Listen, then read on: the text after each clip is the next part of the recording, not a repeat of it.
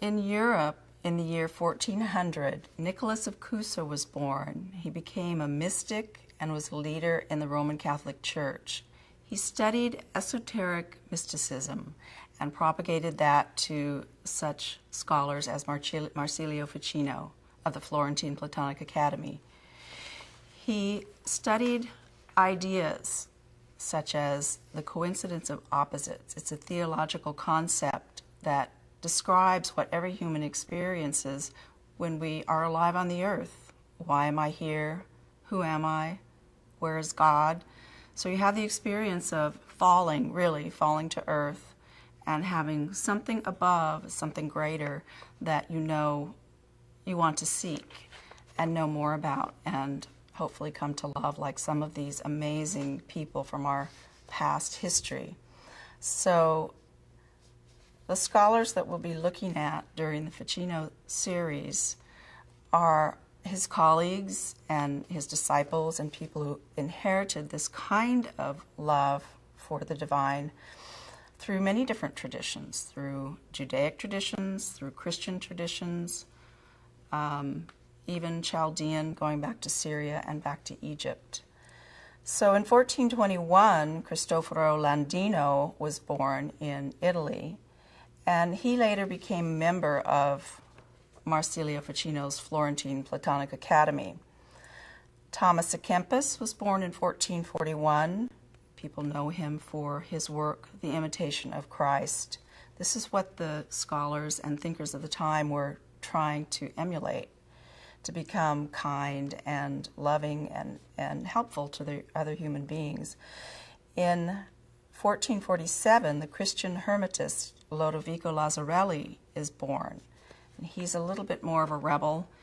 He traveled throughout Italy, and we have one major scholar, Wouter Hanegraaff, at the University of Amsterdam, who's written a beautiful text translating his work, which is really the fifth book, I believe, of the Corpus Hermeticum. Hermetic texts are mythic texts that were allegedly ascribed to Hermes Mercurius Trismegistus, the thrice blessed and also known as Thoth from Egypt. So it's quite mysterious and quite wonderful, and most of what they loved to do was to work these mythic stories into a method of ascending towards God and integrating their own soul with their life on the earth. In 1450, Pope Nicholas V founds the Vatican Library. So at this time in Europe, it was an amazing blossoming and coming forth of knowledge and putting them down in books. 1455, French Christian Kabbalist Jacques Lefevre d'Etaples was born, and he later became a proponent of this unity of religions and comparative religions that his spiritual father, as he called him, Marsilio Ficino, wanted to teach people. Earlier than that, 20 years earlier, in 1433, Marsilio Ficino himself was born and near Florence, and his life spans 66 years to 1499, just before the turn of the 16th century. That's the time when the populace at large really came to absorb all this information that the scholars, thinkers, and theologians were emulating ever since the turn of the 15th century. He did many things. Ficino studied medicine. He became an ordained theologian, a priest. He was a poet. He played the lyre for his disciples. They worshipped in a very integrated and holistic way, a way which is now, even today, being adopted in such disciplines as depth psychology, where they use his techniques and they look at his planetary magic as a way to integrate the soul with the human body, psyche, eros, so that we perhaps can bring a more balance to our planet now. This is a very important kind of material that they had a great passion for 500 years ago, and we do also today for many reasons. One of them because many people feel that education has become a little bit too vapid or just maybe too scientific oriented. And so we're hoping to bring a little bit more heart or soul back into education.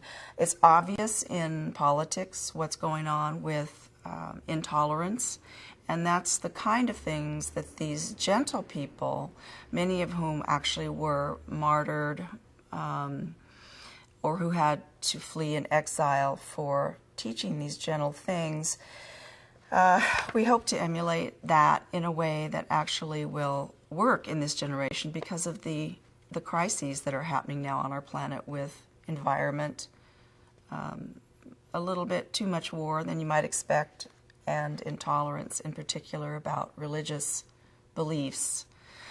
Beliefs and ideas really was what these people were all about, and it's amazing to think that someone in a political position would actually murder people just for thinking differently.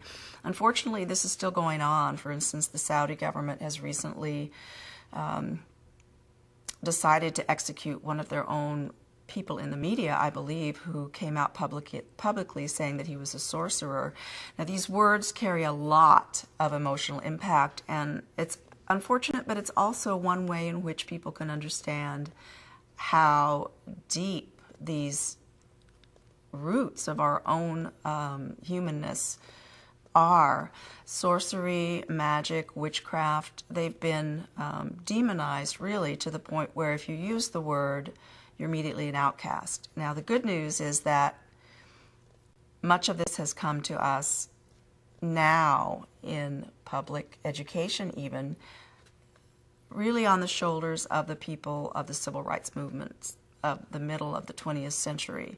So during my lifetime, from the middle of the 20th century to now, really what has happened is a huge stepping forth and bringing forth and coming to understand the importance of really embracing this part of our humanness. It really goes back to the idea of the indigenous shamans worldwide who lived a much more primitive lifestyle in prehistory and really thought differently. So there are still people among us who think this way, in a way that's much more inward and much more naturally devotional, and so therefore a little bit more thoughtful when we go about our way in the world. There's so much, violence and much more loud thinking that usually the quiet people don't get noticed, and they don't want to be, because it can be very dangerous to practice these kinds of techniques.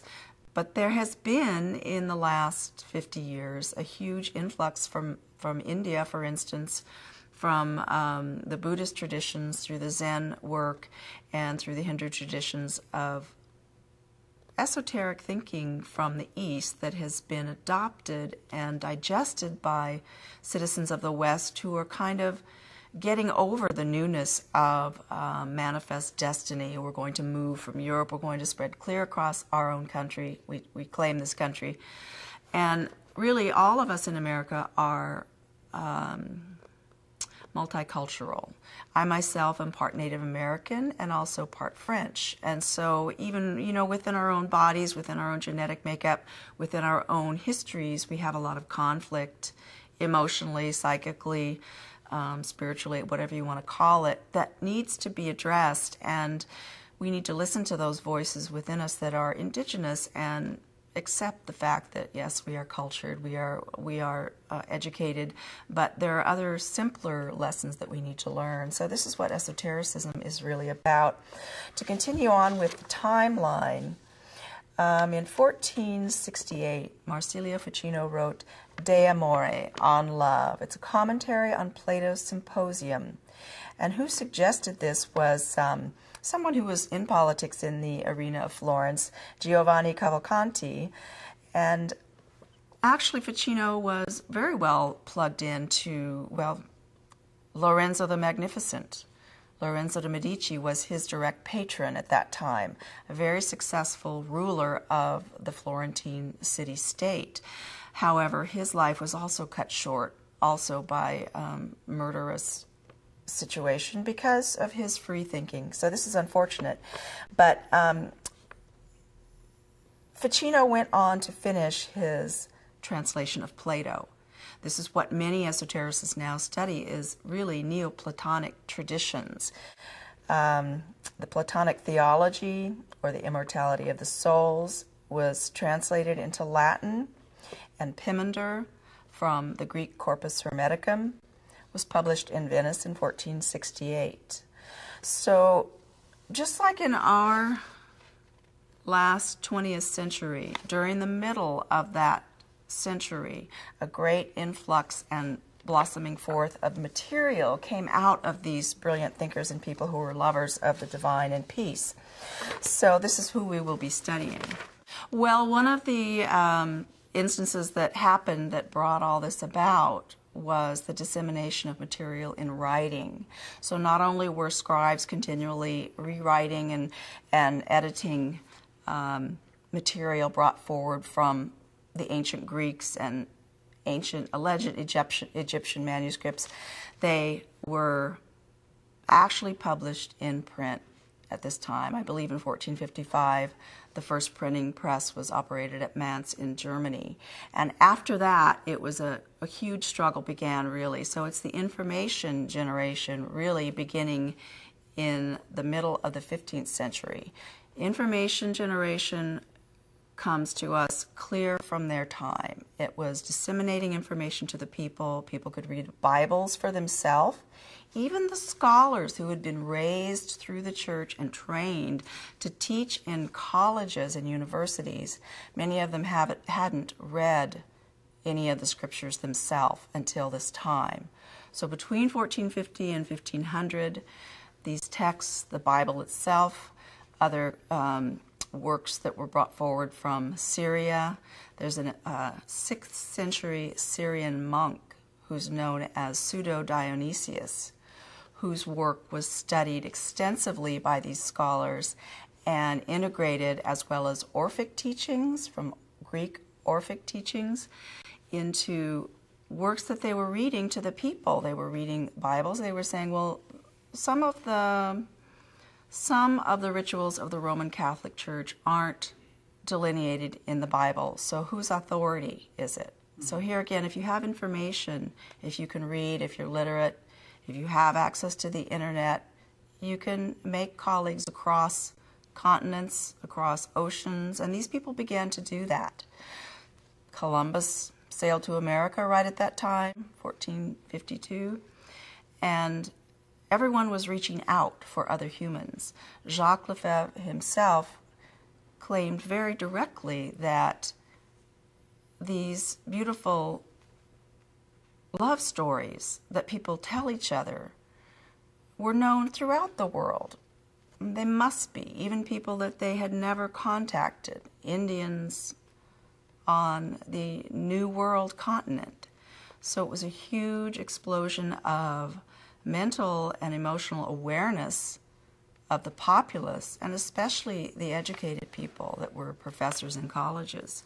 Just like today, there's an amazing amount of technology. Books are technology, printing is technology, computers are the technology.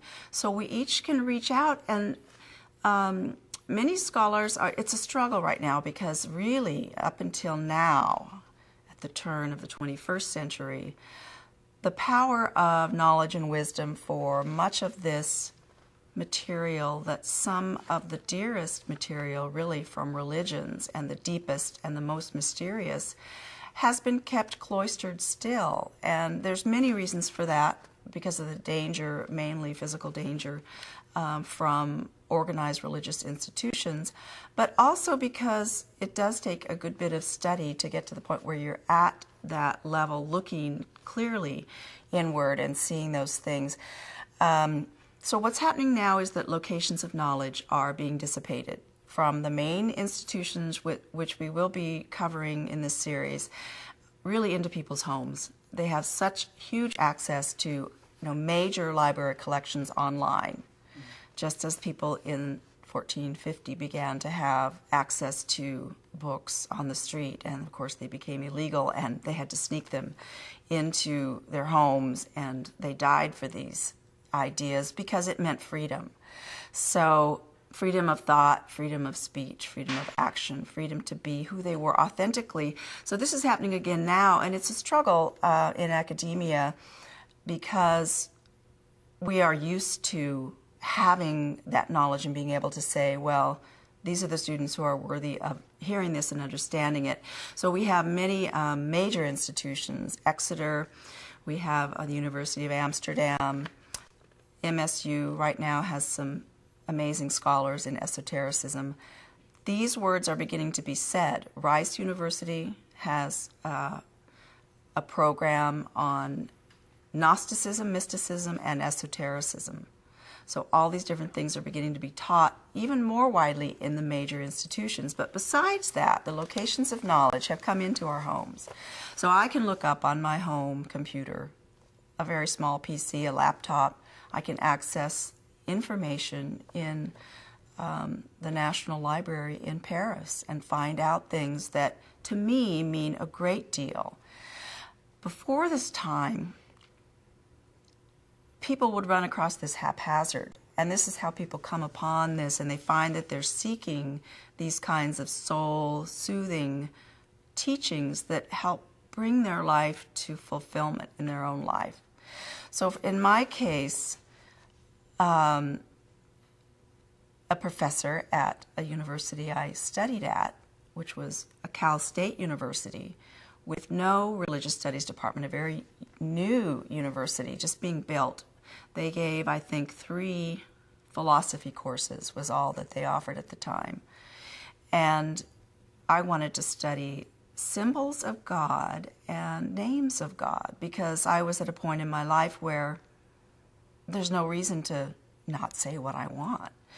And so being a literature major, I continued on in the literature program, and I was allowed to do this because it just seemed right. I was told that there are many students coming into the universities, even the Cal State levels, even the city colleges, who are interested in studying spirituality. So taking it out of the context of major organized religious institutions where, you know, if you want to be where it's happening, you have to actually pilgrimage to Mecca and touch the stone. You have to actually pilgrimage to Italy and see the Pope in person. And those things have tremendous value spiritually. I love to pilgrimage myself, but most of us can't do that. It's expensive, it's dangerous, we have families, and so we have to seek within. So these people, these students, younger than myself mostly, many older students than myself going back to school to get higher education, to really learn about the world and what we can do. The first teacher I had there in the first course was a sacred text course taught through literature department. So this is wonderful. And she loved teaching this because this is what she loved, medieval studies professor, and this was one of her prize courses. And she told me, and specifically, she asked if people had Huguenot background, for instance, because that would be a very scholarly interest to a greater academic audience. So I said, well, yes, I do, and I have family stories. And she said, well, look into those. So I looked at my grandmother's genealogy. Again, we'd heard a lot about it. During our childhood, she was always researching. Probably for 30 years, she was researching snail mail, phoning, but mostly handwritten or hand-typed letters to people across the country in the eastern part of the United States, finding out about our roots and who we were and where we came from and why we came all the way to the West Coast. I'm a native Californian, way out west. We're out here in the Wild West. And so what were our roots? So I looked into that and found that indeed I have a relative who's a very distant relative. He never had children himself, Jacques Lefevre d'Etaples, who was a major scholar at the Sorbonne at the turn of the 16th century. So I said, well, yes, I'll follow that trajectory, and come to see that he did study images of God, names of God. He wasn't an ordained theologian, but he, like most of the people at that time, there was no separation of church and state. So all of this knowledge that we have now that we're able to stand up and say in public is because of separation of church and state. And that's what we began to fight for in 1450 when the books started coming. And what happened with Lefebvre was he was a disciple of Marsilio Ficino. He traveled from Paris, from his comfortable location there, teaching at the Collège du Cardinal Lemoine, and he went, I'm sure, with the French government, probably not on a peaceful mission, down into Italy, but this is what they did. These were city-states, and they fought between themselves about who would have the power, who would get to marry the queen or the princess. And these things were very much a village kind of mentality state. So he traveled down to see Marsilio Ficino in person, to meet with him, to sit with his colleagues in the Platonic Academy, which wasn't necessarily a physical location. There's arguments about that in academia, but it was a space where scholars came together and shared these ideas so that they could refresh themselves enough to be in the world and actually go out and teach college courses to youngsters who, just like now, you know, they don't know where they're going and they don't really know the questions to ask. Later on, they'll look back maybe and say, that was really valuable. So they were a little older and a little wiser by the turn of 1500. But how many people in the Platonic Academy? Oh, probably only in, 50 or less. But they always wrote, speaking of my grandmother writing letters, they always wrote to one another and sent by emissary across great distances, by mule. Is this where we see the dissemination of a lot of this information getting to other places? Absolutely, absolutely. And these, actually, it's interesting because they were really teaching monks. Even though Lefevre wasn't ordained, he wasn't a householder. They were not allowed to be householders, and they didn't want to be. They didn't expect that position in life. They needed freedom to travel. He traveled even from his early adolescence, traveled throughout, seeking out what he called the honey of the fathers in these monasteries. He found some original manuscripts by Hildegard von Bingen, for instance, who's a well-known nun who wrote beautiful music, love poems to God, and had some amazing teachings come out in the Middle Ages. Much of this they brought out of the Middle Age manuscripts that were written down, handwritten, that they went to the different monasteries and copied them again and brought them out to share. So yes, dissemination of information, and people are like that. It's interesting because even an introvert such as myself, many of us like to go to libraries and like to stay in quiet places and stay at home and share quiet things, but it's interesting how it is important to all humans to share information and to connect with their fellow humans and have some kind of a meaningful life. So they did that on purpose, and they went to great lengths. I can fly in a jet, to these libraries in Paris and do that. But they had to travel in the snow. For instance, his first trip in the winter of 1491, 1492, down from Paris through the Italian Alps in a cart, freezing cold. I mean, they went through great hardship because this had great meaning. This is all about what human beings are about at this time. So they went through great hardship because it meant so much, and they knew it was important for other people. They knew that people who didn't have the means to do that, didn't have the freedom, the householders, the people who grew the grains, needed this wisdom and this sweetness in life. Life was very hard. Many people died young and still do. It's a very big problem. Being human is a very big problem. There's pain and suffering. But they went to these links because they were inspired. So it's all about inspiration, spiritual inspiration, and I don't know, I think just a natural tendency to think that way. Is there a common language between everybody, or were they writing in Latin? Or they did write in Latin. Okay. This was the common language at the time, and it's a very exquisite language. The Romance languages are all very beautiful. They did that pretty much as a matter of practicality. They had to have some way because there were many different dialects. Tuscanese, and then in Florence there was a different dialect. In Paris there was a different dialect from where Jacques Lefevre d'Étaples had come, which was a small fishing village in northern France. So really these very, very bright youngsters, one of Ficino's favorite students, Pico della Mirandola was born into the upper classes. He was a count.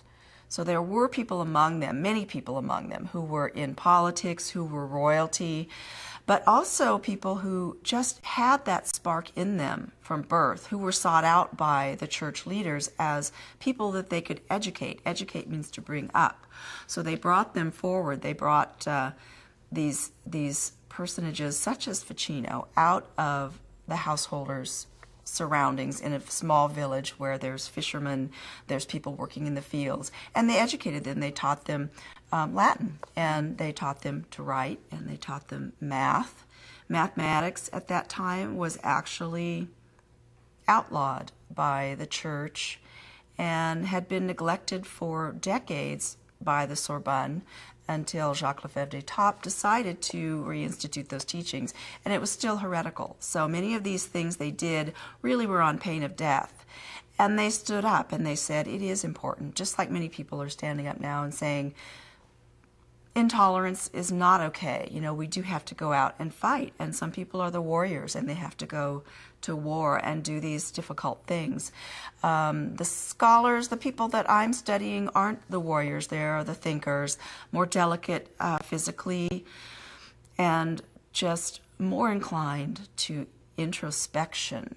So it's the introspective vision and the inner vision that finds these mystery teachings within the human physiology.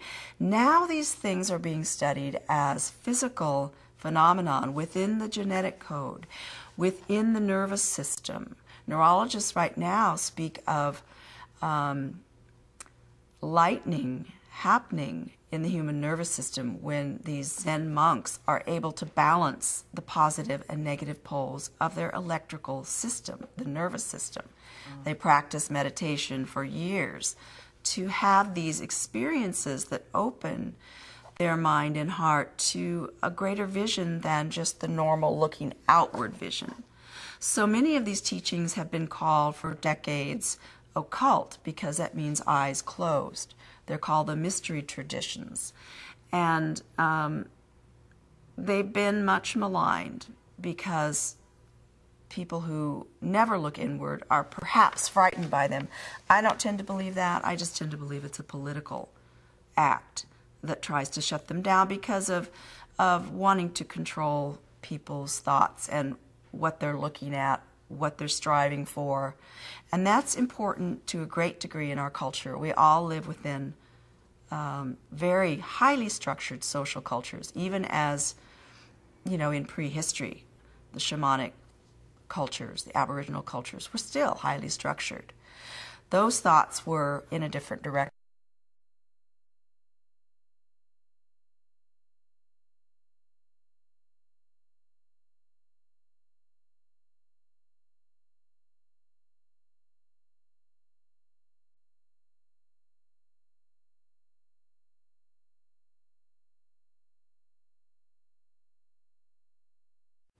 So the cultural legacy that we inherit with all of the technology we have, all the creature comforts that we have, all of the resources and the advantages where many, many of us, almost, well, I won't say most, but many of us can attend higher education, can get through grade school. You know, most of our grandparents probably didn't finish grade school or didn't finish junior high or high school, which isn't important. It perhaps was necessary at that time to continue building the infrastructure of really our Western culture.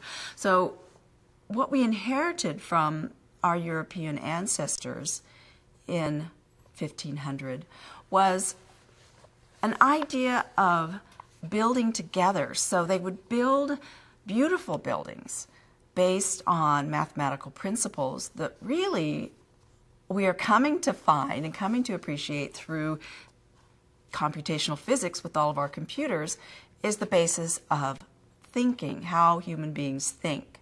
So we end up very often right where we started out in 1400 with Nicholas of Cusa's teaching, and he didn't create this, of the idea of coincidence of opposites.